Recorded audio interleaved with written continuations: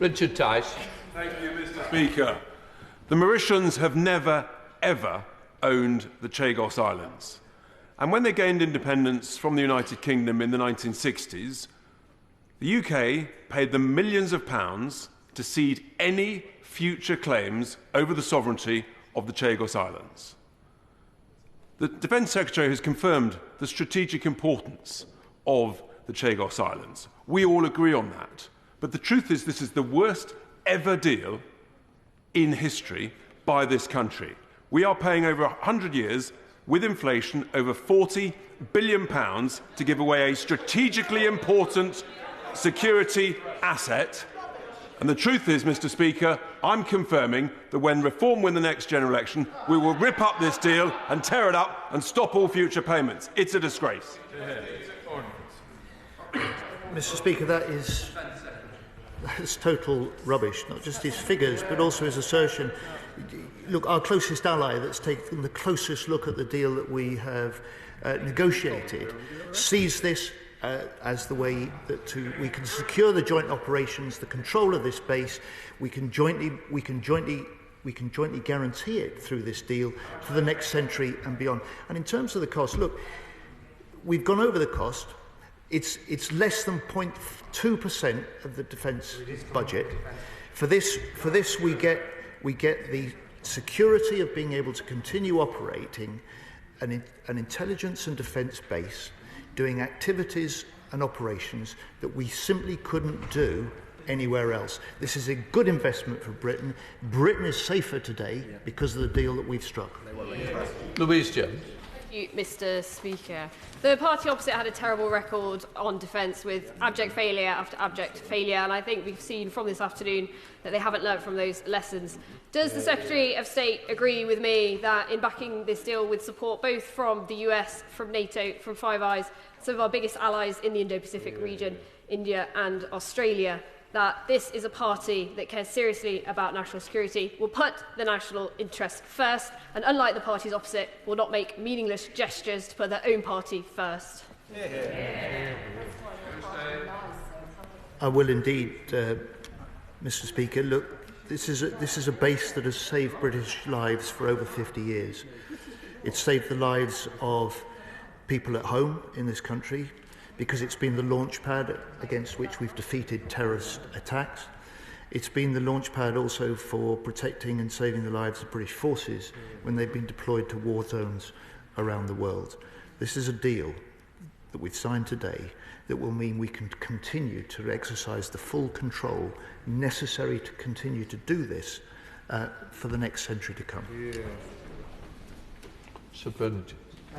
Mr. Speaker, can I, in all candour, suggest to the government that, having now introduced this new element, the International Convention on the Law of the Sea, the UN Convention on the Law of the Sea, and its associated tribunal, I presume the International Tribunal on the Law of the Sea, as the decisive factor that might have created a binding ruling, that it really is incumbent upon the government to set out in a statement exactly how this would have affected the electromagnetic spectrum or our ability to use it in Diogo. So, oh, right, well, the Foreign Secretary might just calm down for a minute. I just want a proper explanation, because I make this forecast to cut personal independence payments, to cut winter fuel allowances, to pay for something that was already British sovereign territory, billions of pounds. How is he going to explain that on the doorstep to all their voters? And I promise you, we will make sure that they never hear the end of it.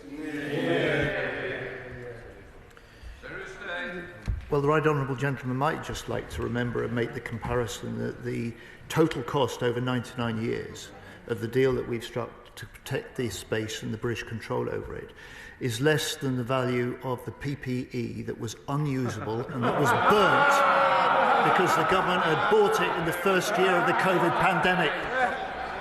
Gordon McKee. The US supports this deal. NATO supports this deal. India supports this deal. So does the Minister share my surprise that members opposite seem so intent on ignoring our allies? My honourable friend makes a very powerful point, very succinctly, and I hope this House has heard it, and I hope the other party opposite listens to it. Sir John Hayes. Thank you, Mr. Speaker. The Right Honourable Gentleman knows the regard I have for him and indeed for the Foreign Secretary. He knows too of my interest and involvement in national security matters. There's no debate across this House about the salience of Diego Garcia. It's absolutely critical to our national interest. The debate is about the legal advice. So will he, in the interests of scrutiny, provide, where it doesn't compromise national security matters, all of the information and advice given to him and previous ministers on the subject of this legal advice? We suspect that that advice could have been challenged, and I suspect that many previous holders of his office and others would have received similar, if not the same legal advice, and resisted it. Mr. Speaker, the Right Honourable Gentleman, this House will have plenty of opportunity to test and debate these issues, but he might start by asking those of his Right Honourable friends who were in government at the time that started negotiations, that judged at the time negotiations and a deal was necessary to safeguard the future of Diego Garcia and the full operational control of the base. Thank you, Mr. Speaker. I also like to commend the Secretary of State for his calm and measured approach in how we're approaching this very serious topic.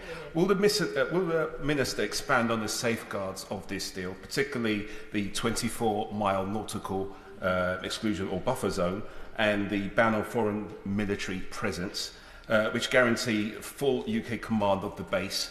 And I'd like to remind some of my colleagues opposite that it's important to lead and not follow, and not to use sensible, measured language, not charged mistruths. Thank you. Mr. Speaker, so the provisions of the treaty, as my honourable friend will see from the full text, guarantee the power of the UK, the right of the UK in the 24 nautical mile zone immediately around the islands and in the airspace above to patrol and control that airspace in a way that would be undermined if we saw a succession of legal judgments that started to establish a Mauritian claim to sovereignty. That would undermine and weaken our ability to conduct those patrols, control the skies and protect the base. Mr. Speaker, under this deal we will be paying billions of pounds for the privilege of having our own territory taken away from us. And the Minister talks about the threat to the base as if Mauritius, a country with no navy, is about to steam in or pick a fight with the United States. This is implausible.